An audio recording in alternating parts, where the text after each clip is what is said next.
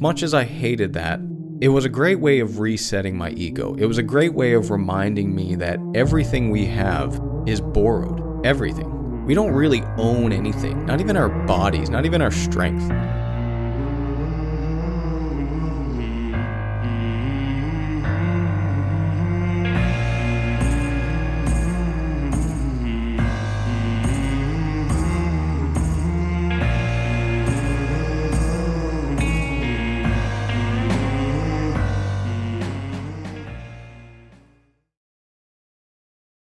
It's okay to be weak. Everyone is weak at something. What's not okay is choosing to stay weak when you have the ability to improve. As you get better, capital B better, as you become more of a Stoic, as you transition into someone more wise, more just, more temperate, stronger, because in some sense, Stoicism is all about capital S strength. There's a temptation. And the temptation is very, very simple to understand, but very against the fundamentals of what you actually are striving for. And that temptation is that as you become better and better and better, you start to feel negative feelings towards those who are not as good as you. In other words, you could say that as you become stronger, there's a temptation for you to hate weakness. And this is challenging because, in some sense, by moving towards strength, you are admitting subconsciously that you would rather be stronger than weaker. And certainly the Stoics would agree. Stoicism would tell you, yeah, you should be strong. Strength is a virtue. Strength of character. Strength of body. Strength of mind. These are virtues. Fortitude. Courage. And so Stoicism says, go for it, man. That's where we all want to be. That's where we all want to go, towards strength. At the same time, Stoicism is saying that if you can help it, you should not be weak. If you are courageous, you should not be cowardly. If you are just, you should not be someone who is unjust, and so on. And so this is a very obvious thing, but it's worth saying that for every virtue, there's the opposite of that. That is a vice. The opposite of strength is weakness. The opposite of courage is cowardice. Now, the strange paradox here, the strange, complicated, challenging idea is that you have to, A, agree that you want to move towards either a virtue or a vice, and I hope it's a virtue. So that's number one. And by moving towards a virtue, you move away from a vice. By becoming more just, you become less unjust. By becoming more courageous, you become less cowardly. Obviously, it all makes sense, right? But then the real question becomes, how do you value something like a virtue while keeping negative feelings in check towards the vice? Because you do not want to consume yourself with negative thoughts on things. And here's the reason why. It's very hard for us to separate these characteristics. We're talking about things like courage and cowardice, temperance and extremism. It's very hard for us to think about these character traits, these virtues or vices, and not attach them to people. Meaning, if you want to be courageous and then you hate cowardice, it's a very easy step from hating cowardice as a principle to hating the cowardly, period. And so the Stoics were very clear on this. If you're dealing with someone, if you're witnessing someone that is not virtuous, someone who is full of vice, the way forward is not to hate them. The way forward is not to destroy them. Sometimes it is, but typically it's not. And even if you do destroy them, it comes with this other thing that Stoicism says you must do, which is pity them. And not pity them in the condescending way. Not like you're in a fight with somebody and you say, I really pity you, blah, blah, blah. No, not like that. Pity you in the sense that you understand if this person was virtuous, they would be flourishing. In other words, you are understanding that someone who is full of vice is clearly not flourishing. They're clearly not fulfilled in life. They're clearly not happy. They're clearly not content. And that's where the pity is. The pity is, I see you, and you are suffering because you are not virtuous. It's not, I'm virtuous, therefore I am better than you. No, that's not the right kind of pity. The pity is, I wish you could be virtuous, because if you was virtuous, if you were wise enough to understand where this leads you, you would have peace. And you don't have peace now. Hey there. Let me thank you for being a listener to this ad-free podcast. If you enjoy the podcast, there are a few things you can do to help me out.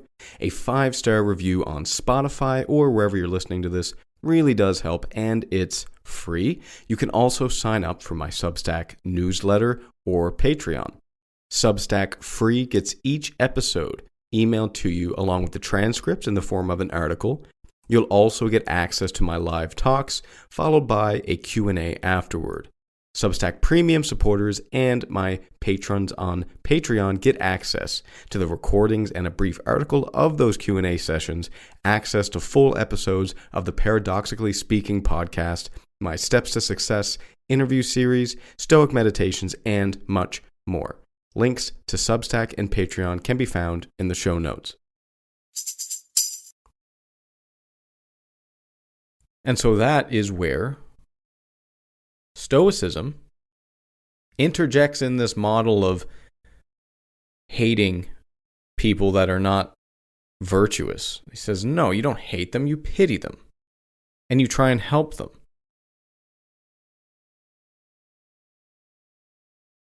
And so this is a very common mentality as you're progressing. And I'll give the gym example. Imagine me giving a gym example. Imagine someone who comes into the gym and they're a beginner, and then they work out for 5 years and they become strong. They have big bulging muscles. They're impressive in the gym. They're lifting tons of weight. So they've spent so long developing that, moving towards strength, moving away from weakness, that they've reached the point where they consider themselves strong. And they cannot let themselves go back to being weak. They don't want it. So in a sense, they really hate the idea of them becoming weak. And then what that can translate to is hating other people that are weak. And you see this. This is not an uncommon thing to go into the gym and you see someone that's quite big and they have a massive ego and they're really upset about beginners and newcomers to the gym, newbies. They don't particularly like them. They don't want them there. They think you should just stay home, stay out of this, as opposed to welcoming someone new to the gym, getting them involved, getting them engaged, helping them, teaching them your lessons. And so pursuing strength can have the effect of you hating anyone or having ill feelings towards someone who is not strong. And really, this is a reflection of self. Ultimately, this is a reflection of self. This is, I hate myself being weak, therefore I'm going to hate other people who are weak. I value myself being strong now, and I hated myself when I was weak. Therefore, I'm going to hate everyone else who's weak. And you might not understand that. You might just feel hatred or ill feelings towards someone, but that's ultimately what it is. We dislike in others what we dislike in ourselves. Not to say that that person is physically weak because maybe they're physically strong, but they're so afraid of going back to being physically weak that there's hatred there and there's ill feelings. So that is where that ultimately comes from. It's hatred of self. And so what's the ultimate solution here? What's the lesson, the moral of the story? What's the key point here? Well, the key point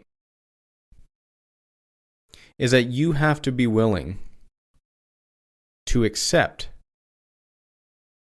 ultimately that you are absolutely nothing at all. You are dust. That's right. This is an ego problem. This is an ego problem. You will not be here forever. You will not be strong forever. You will not be alive forever. And this is something you have to come to understand. This idea that you are so great and cannot go back to the opposite of greatness, that's an ego thing. Everything you have is borrowed, my friend. Everything, including your strength. I used to have back spasms, and I haven't had them in quite some time because I've dialed in my training over the years. I've been doing this for a very long time. But I used to get back spasms, and they're more or less, there's ways to work around them and avoid them, but they're more or less random. But they would be to the point where I literally couldn't get out of bed in the morning. And it was difficult. I mean, I could get out. I did get out of bed. I walked around and things loosen up eventually, but it's very difficult to get out of the bed in the morning.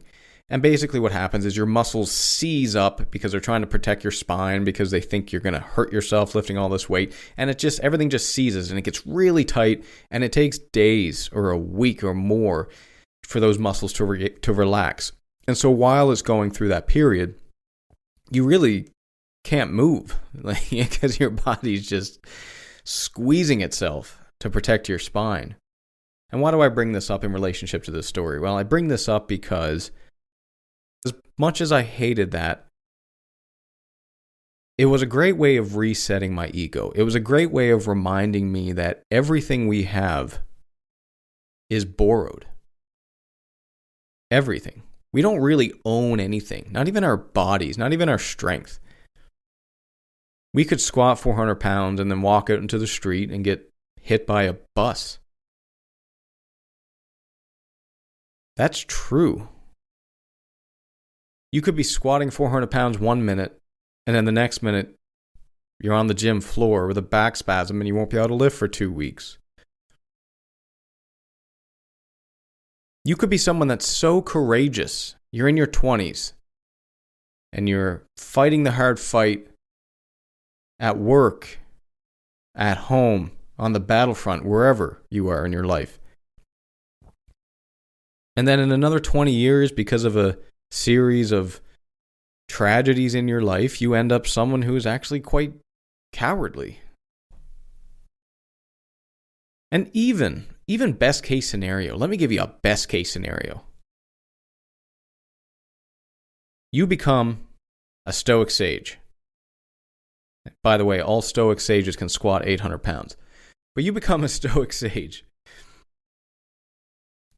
And then you're a Stoic sage for, say, 50 years. Say from age 30 to 80, you're a Stoic sage. And then what happens? You die.